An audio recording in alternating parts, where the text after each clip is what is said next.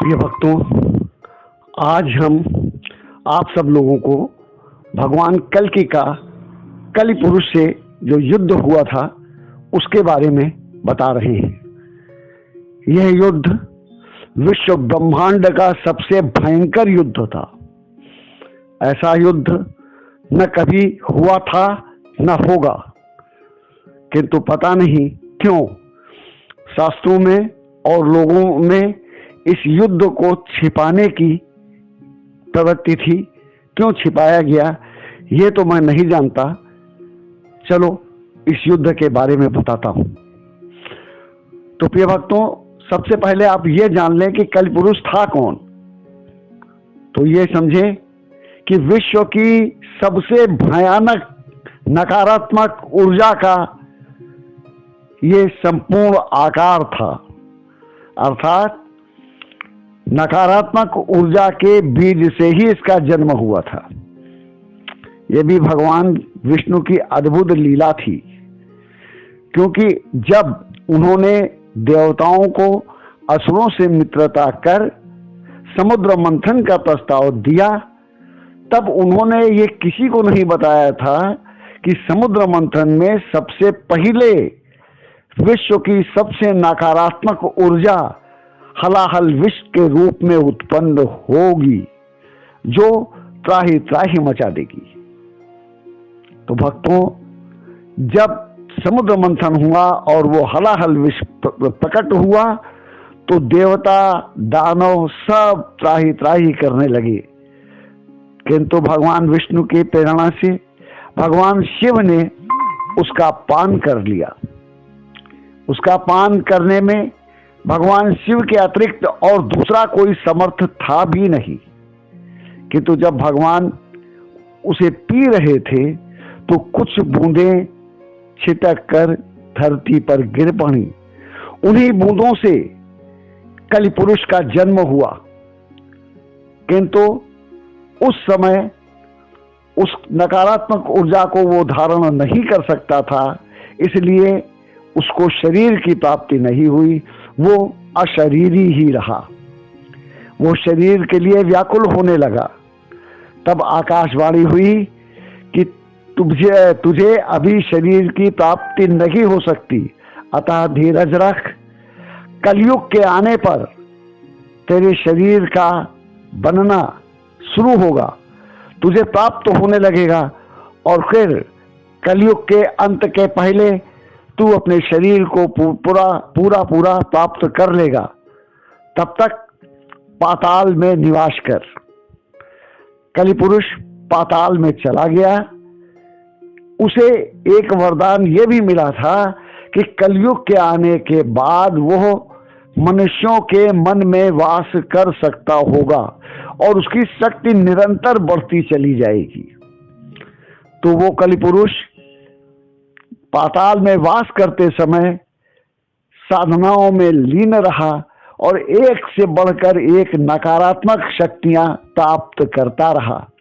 भक्तों, यहाँ आप ये जान लें कि जो नकारात्मक शक्ति होती है बड़ी ही प्रबल, बड़ी ही शक्तिशाली होती है, क्योंकि ये शक्तियां ही जो असुरों के पास थी उनसे देवता परास्त हो जाते थे।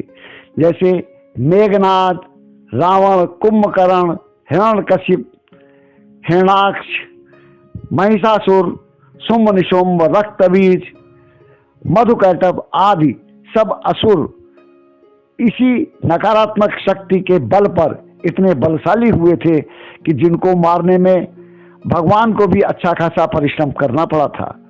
तो कलि तो साक्षात रूप से नकारात्मक ऊर्जा के सघन बीज से प्रकट हुआ था, अतः ये सबसे भयंकर था। तो भक्तों, जब कलयुग आएगा तब ये मनुष्यों के मन में बसने लगेगा। आज इसका प्रभाव चारों ओर दिखाई पड़ता है। ये मनुष्यों को पापाचार में लगाकर धर्म का नाश करने लगेगा और अंत तक, जब कलयुग का अंत आने को होगा, तब इसकी आसुरी शक्तियां, नकारात्मक शक्तियां इतनी प्रबल हो जाएंगी कि देवता उसका सामना कदापि नहीं कर पाएंगे और ये कली पुरुष जो है बहुत चालाक, बहुत मक्कार, बहुत दूरदृष्टि वाला, अद्भुत होगा, अभूतपूर्व होगा। इसीलिए वो मानवों से, असुरों से, तमाम लोगों को छांट के अलग करके उनको अपने समान ही बलशाली बना देगा, ताकि जब भगवान से युद्ध हो तो वो पराजित न हो सके। भक्तों, एक बात ध्यान ये भी रखना होगा कि कोई भी असुर भगवान से पराजित होना नहीं चाहता, किंतु विडंबना है कि हर बार वो पराजित ही होता है। तो भक्तों, जब कली पुरुष का भगवान कल्कि से युद्ध होगा तो उस समय ये कली पुरुष जो है वो अपने समान बहुत से असुर और मानवों को तैयार करके उनके सामने खड़ा कर देगा।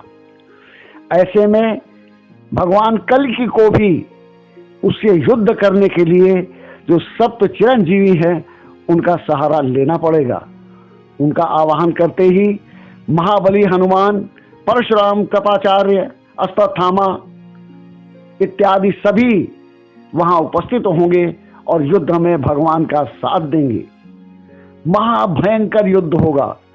ऐसे ऐसे अस्त्र शस्त्र चलेंगे जिनका वर्णन पहले कभी नहीं हुआ, जो कभी नहीं देखे गए, क्योंकि उनमें मानवीय शक्ति वाले परमाणु बम, एटम बम अपने हजारों गुना परिष्कृत रूप में उपलब्ध होंगे।